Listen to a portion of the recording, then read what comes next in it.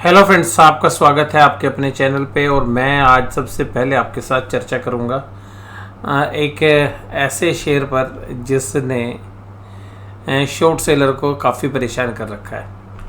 उस शेयर का नाम है डिवीज़ लैब। देखिएगा, डिवीज़ लैब के शेयर्स में आज 4.4% की तेज़ी देखने के लिए मिली।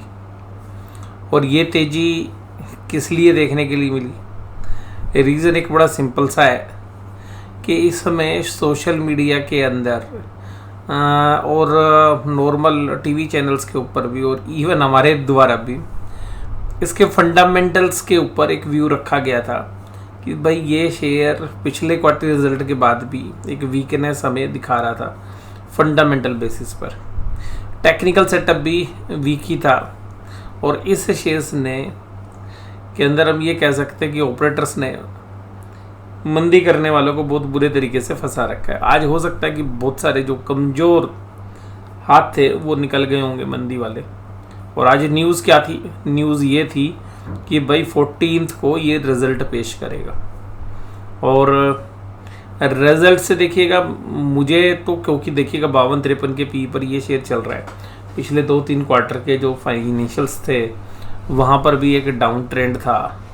और कुल मिला के फार्मा कंपनीज़ में भी जो प्रॉफिट आ रहा है, क्योंकि ये एपीआई सेगमेंट में है, तो जो एपीआई की कॉस्ट अगर हम देख रहे हैं फार्मा कंपनीज़ में वो भी रिड्यूस हो रही है। इसका मतलब ये कि हम ये एंटिसिपेट कर रहे हैं कि प्राइस रियलाइजेशंस शायद अच्छा नहीं होगा। लेकिन देखिएगा, ऑपरेटर को ये बात पता है कि इसमें मंदी की पोजीशंस बनी हुई थी ज़्यादा, और वहाँ पर मंदी करने वालों को बहुत बुरे तरीके से जो है डिवीज़ लैब में ट्रैप कर लिया गया। अब यहाँ पर देखिएगा, जो मजबूत हाथ हैं वो क्या करेंगे, कमज़ोर हाथ हैं वो क्या करेंगे। देखिएगा, जो बहुत मजबूत हाथ हैं वो हो सकता है कि यहाँ पर और अपनी कॉल साइड में पोजीशन बना सकते हैं, कॉल सेल कर सकते हैं, पोजीशन बिल्डअप कर रहे होंगे। जो बड़े इंस्टीट्यूशंस हैं जिनको इस बात का पता है कि भाई जब रिज़ल्ट ख़राब आएंगे तब हम देख लेंगे, या वैल्यूशंस वाइज भी, क्योंकि जो लोग मंदी कर रहे होते हैं उनके पास मार्जिन की दिक्कत नहीं होती और वो कन्विक्शन की भी दिक्कत नहीं होती। वो पोजीशंस को महीने दर महीने रोल ओवर कर लेते हैं और एक प्रीमियम भी मिलता है। और 11 तारीख को इसका डिविडेंड भी है। लेकिन देखिएगा, ये बाज़ार के अंदर होता है, अक्सर होता है। और आपने बहुत सारी स्टोरीज सुनी होंगी और स्कैम 1992 देखी होगी, तब भी आपको पता होगा कि जो बुल्स कार्टल और बियर कार्टल होता है वो किस तरीके से जो है गेम प्ले करता है। तो इस बार देखिएगा, जो डीवीज़ के अंदर आप सोच रहे होगे कि भाई मंदी क्यों नहीं हो रही है जबकि फंडामेंटल्स वीक है। रीज़न बड़ा सिंपल है कि अभी ये जो है डिवीज़ लैब का जो शेयर है वो अभी ऐसे ऑपरेटर्स के हाथ में है जो मंदी करने वालों को बिल्कुल फंसा कर ही दम लेगा। और वो उसने कर दिया आज वैसे भी, क्योंकि जो प्राइस एक्शन था उससे ऐसा देखने के लिए मिला कि जब लास्ट में जब पूरे दिन शेयर चला तो इंट्राडे में जिसने कैश मार्केट में शॉर्ट मारा उसकी भी शॉर्ट कवरिंग होगी। और बहुत सारे जो ट्रेडर्स हैं जिन्होंने पोजीशंस बहुत हैवी ले ली होगी अपने पोर्टफोलियो साइज़ के हिसाब से, तो उनकी भी जो है बहुत सारी पोजीशंस डीली होगी होंगी। कुछ इसी तरीके की सिनेरियो हमने बाकी जो है बैंक निफ्टी इंडेक्स में भी हमने देखा था थोड़े दिन पहले, और फिर वहाँ से बैंक निफ्टी इंडेक्स भी तकरीबन 1200-1300 पॉइंट आ चुका है। और ऐसा हमने पहले भी बहुत सारे शेयर्स में देखा है, बट इस बार थोड़ा सा ऐसा लग रहा है कि थोड़ा सा एक्सटेंडेड हो गया है मूव। तो जो डिवीज़ लैब है वहाँ पर क्यों इस तरीके की तेज़ी हो रही है, बहुत सारे जो व्यूअर्स उनको लगता है पता नहीं कोई एक्स्ट्राऑर्डिनरी रिजल्ट तो नहीं आने वाले। देखिएगा, मैं तो ऐसा एंटिसिपेट नहीं कर रहा कि बहुत एक्स्ट्राऑर्डिनरी रिजल्ट आएंगे। और जो ब्रोकरेज हाउसेज हैं उनकी भी रिपोर्ट आप अगर पढ़ेंगे और उनके भी प्रीव्यू देखेंगे तो वो भी कुछ खास जो है इसमें एंटिसिपेट नहीं कर रहे। कुछ ब्रोकर हाउसेज की भी जो है कॉल थी पिछले हफ्ते, कुछ टीवी चैनल्स के ऊपर भी डिवीज़ लैब ने जब लगातार 2 दिन एक वीकनेस दिखाई थी तो वहाँ पर कुछ टीवी चैनल्स के ऊपर भी जो है मंदी की जो पोजीशंस हैं वो रिकमेंड की गई थी। तो ये कुल मिलाकर है।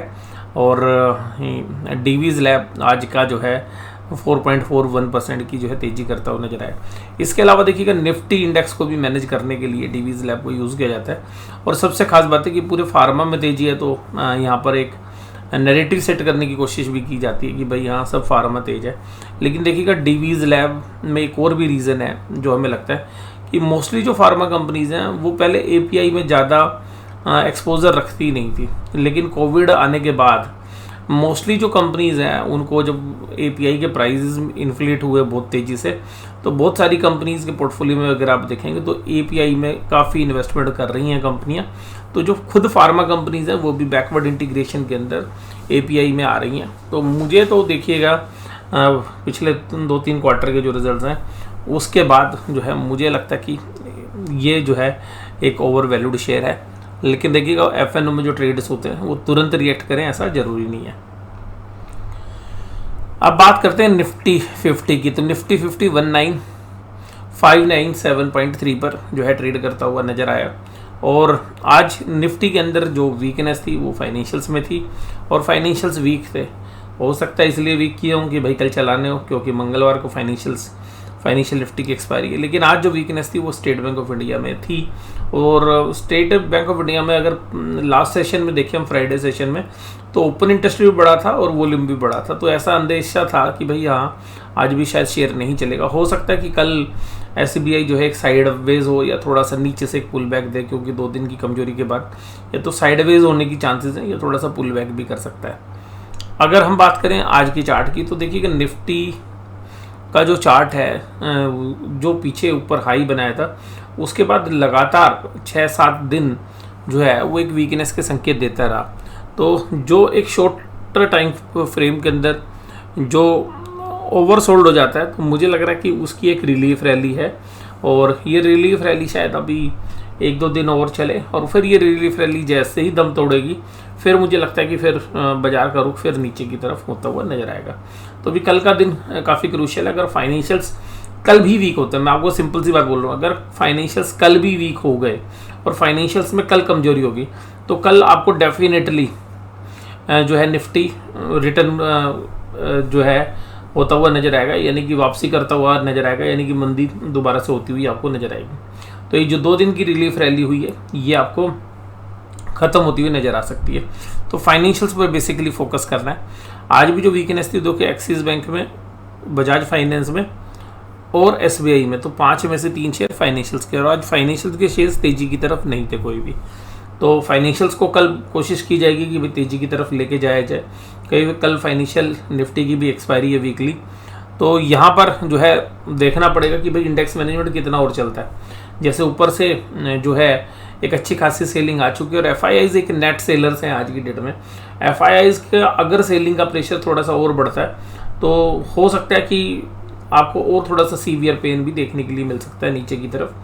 और फाइनेंशियल निफ्टी अब वीकनेस के संकेत दे रहा है, फाइनेंशियल्स के शेयर्स वीकनेस दे रहे हैं। अब ये वीकनेस कंटिन्यू होती है या उसमें भी कल रिलीफ रैली आती है, तो कल बहुत ही क्रूशियल डे है। तो कल जो है एक निश्चित होगा कि आगे की दशा और दिशा किस तरफ जाएगी। तो कल जो 2 बजे से लेके और 3:30 बजे का सेशन होगा वो काफ़ी ज़्यादा इंपॉर्टेंट रहने वाला है। तो बाजार जहां कल 2 से 3:30 बजे की तरफ जिधर मूव करेगा, मुझे लगता है कि जो इस वीक की जो निफ्टी की और बैंक निफ्टी की एक्सपायरी है वो भी उधर ही मूव करेगी। तो कल 2 बजे से 2:30 बजे तक मुझे लग रहा है कि एक बहुत ही क्रूशियल पॉइंट होने वाला है कि एक बढ़िया वाली जो है मूवमेंट हमें 2 बजे से 2:30 बजे के बीच में कल देखने के लिए मिल सकती है। एडवांस डिक्लाइन रेशियो अभी देखिएगा तेजी वालों की तरफ है। और डिवीज लैब महिंद्रा एंड महिंद्रा देखिए तोड़ा क्यों गया था 2-3 दिन पहले, भाई आरबीएल में हिस्सा ले लिया नॉन कोर बिजनेस में, और मैंने तब ये कहा था कि यार ये कोई रीज़न नहीं है, महिंद्रा अपने बिजनेस पे फोकस कर रहा है। अब महिंद्रा ने वो क्यों खरीदा हिस्सा, बहुत बार लोग सोचते हैं कि भाई महिंद्रा का नॉन कोर एरिया है, महिंद्रा को भाई अपनी गाड़ी भी फाइनेंस करानी है। दूसरी बात है कि महिंद्रा के पास एक कंपनी है M&M फाइनेंशियल सर्विसेज। तो महिंद्रा फाइनेंशियल सर्विसेज जो कि उनकी एक NBFC है, फाइनेंस आर्म है वो, और दूसरा है आरबीएल बैंक। तो देखिएगा बहुत सारे ऐसे सिनेरियो बनने की चांसेस हो जाते हैं कि आजकल जब से रिवर्स मर्जर का चक्कर चला है, तो हो सकता है कि महिंद्रा के दिमाग में ये चल रहा हो कि भाई 10% हिस्सा हम आरबीएल में ले लेते हैं, तो जो बोर्ड ऑफ डायरेक्टर्स हैं वहाँ पर हमारी एक अच्छी प्रेजेंस होगी, और जब हम एक रिवर्स मर्जर के डिसीजंस में जाएंगे तो हम रिवर्स मर्जर की कोशिश कर सकते हैं। अगर वहाँ से आरबीआई की, सेबी की या बाकी रेगुलेशन से परमिशन मिलती है तो रिवर्स मर्जर शायद आके चल के हो सकता है। तो ये दिमाग में हो सकता है, क्योंकि एक नॉन के और एरिया में अगर महिंद्रा जा रहा है तो वो एक रीज़न हो सकता है। इसके अलावा देखिएगा और भी कुछ रीजंस हो सकते हैं। क्योंकि महिंद्रा एंड महिंद्रा में अगर आनंद महिंद्रा जी की बात करें तो उदय कोटक जी के साथ जो है एक अच्छी रिलेशनशिप है उनकी, और आपको नाम जानते भी हैं कि कोटक बैंक के अंदर कोटक महिंद्रा बैंक है, और वो एक फ्रेंडली रिलेशनशिप या जो इनिशियली सीड कैपिटल जो है उदय कोटक जी को जब उपलब्ध कराई गई होगी, जब बैंक बना था कोटक महिंद्रा बैंक, तो वहाँ से भी कुछ ना कुछ संकेत आ सकते हैं।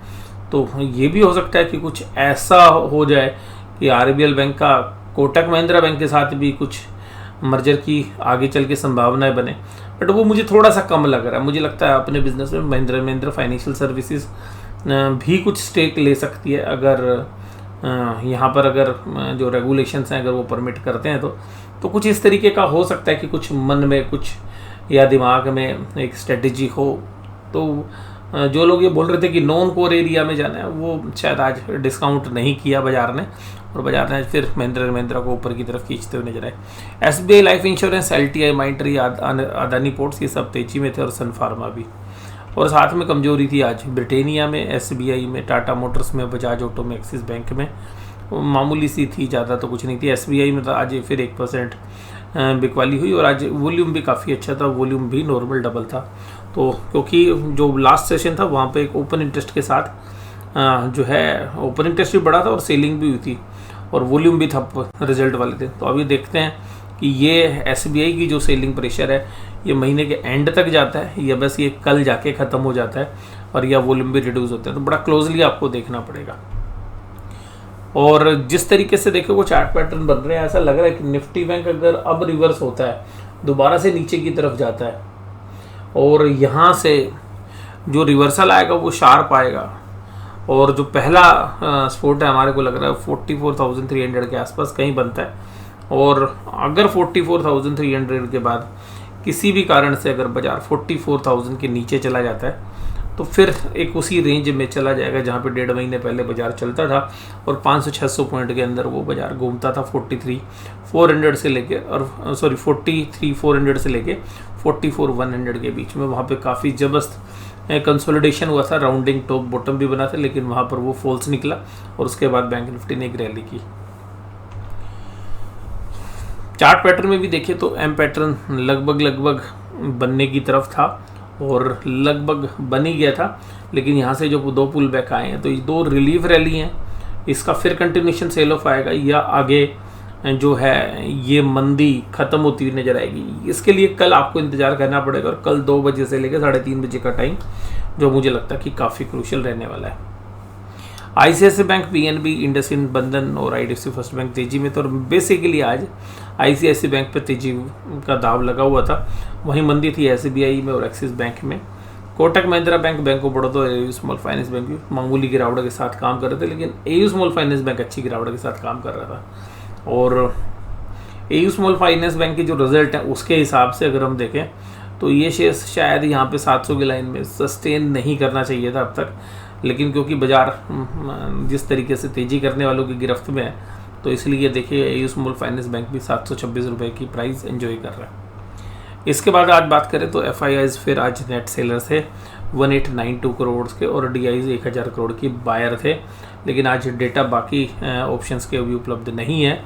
और बैंक निफ्टी के अंदर पुट राइटर्स काफ़ी एग्रेसिवली है और एक के ऊपर है, तो न्यूट्रल है दोनों साइड, लेकिन पुट राइटर्स अभी बैंक निफ्टी में थे आज दिन में, लेकिन ऊपर से जब 3 बजे के आसपास एक बार सेलिंग आई तो पुट राइटर बैकफुट पे चले गए। उनको लगा भाई अगर कल गैप डाउन हो गया तो हमारी पोजीशन फंस जाएगी, तो पुट राइटर्स ने शाम होते होते अपनी पोजीशन अनवाइंड कर ली। डाउ जोन्स इंडस्ट्रियल एवरेज 35,400 के ऊपर ट्रेड कर रहा है अभी। नेस्डेक माइनस में काम कर रहा है, और S&P 500 तकरीबन आधे % की तेजी के साथ काम कर रहा है। ब्रेंट क्रूड 85 और $86 के बीच में झूल रहा है आज। 19,600 के ऊपर देखिएगा कॉल रेटिंग 1,59,000, 19,700 पे 1,32,000, तो कॉल राइटर्स काफ़ी एक्टिव है 19,600 और 700 पे, लेकिन पुट राइटर भी 19,550 के ऊपर भी 19,500 पे भी काफ़ी एक्टिव है। तो 19,500 पे 2 लाख का ओपन इंटरेस्ट, तो पुट राइटर्स यानी कि मजबूती वाले काफ़ी मजबूती के साथ 19,500 पर खड़े हुए हैं। बैंक निफ्टी में थोड़ी सी दशा अलग है। बैंक निफ्टी में देखिएगा पुट राइटिंग हुई, लेकिन उतनी एग्रेसिवली नहीं हुई जितनी कॉल राइटिंग हुई। आज बैंक निफ्टी में जबरदस्त कॉल राइटिंग हुई है, 44,900 पे 1,08,000 कॉन्टैक्ट ऐड हुए, 44,900 पे 1,45,000 कॉन्टैक्ट ऐड हुए, और 45,000 पर 45,000, 3 स्ट्राइक प्राइस में लगभग 2 लाख कॉन्ट्रैक्ट आज ऐड हुए, जबकि पुट साइड में ऐसी एग्रेसिव पुट राइटिंग नहीं थी। इसको देख के ऐसा लगता है कि पुट राइटर्स अब बैंक निफ्टी में थोड़ा सा पिछड़ गए और कॉल राइटर एग्रेसिव हो गए। अगर कल बाजार 44,800 के नीचे जाता है और आधे से 1 घंटे ट्रेड करता है, तो मुझे लगता है कि बैंक निफ्टी में जो मंदी करने वाले लोग हैं वो अपनी गिरफ्त में बाजार को कल ले सकते हैं। कल का सुबह का 1 घंटा काफ़ी क्रूशियल है, और अगर पूरे दिन भर मंदी होती है तो आपको ये भी ध्यान रखना पड़ेगा कि 2-2:30 बजे के बाद उसका रिवर्सल आएगा या नहीं आएगा। और अगर दिन भर तेज़ी रहती है और 2 बजे या 2:30 बजे के आसपास मंदी वाला रिवर्सल आता है या नहीं आता, तो ध्यान से आपने कल एक चीज़ देखनी है कि बाजार कल फिर दोबारा से बैंक निफ्टी की वजह से वोलेटाइल होने की पूरी संभावना बताता है। और अब मुझे ऐसा लगता है कि ज़्यादा से ज़्यादा 1 या 2 दिन लगा लीजिए।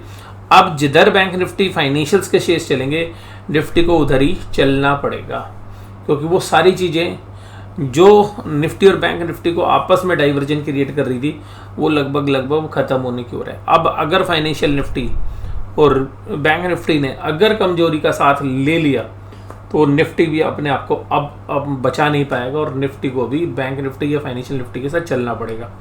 और वाइस वर्सा, अगर बैंक निफ्टी तेज़ी की तरफ बढ़ता है तो फिर निफ्टी भी काफ़ी मजबूत हो सकता है। लेकिन चांसेस अभी ऑप्शन चेन के डेटा को अगर हम देखें तो ऑप्शन चेन के डेटा ये बयां कर रहे हैं कि कॉल राइटर काफ़ी एग्रेसिवली जो है बाजार को रोकने के लिए तत्पर हो रखे हैं। और यहाँ पर अगर कल एक अच्छी खासी सेलिंग बनती है और वो कंटिन्यू रहती है 2-2:30 बजे के बाद भी, तो आप इस महीने के अंत तक एक अच्छी खासी वीकनेस जो है निफ्टी और बैंक निफ्टी में भी देखेंगे, और मुझे लगता है कि ब्रॉडर मार्केट में भी एक अच्छी खासी प्रॉफिट बुकिंग आपको देखने के लिए मिल सकती है। और यहाँ पर आज की चर्चा में बस केवल इतना ही। वीडियो देखने के लिए धन्यवाद। Thank you very much.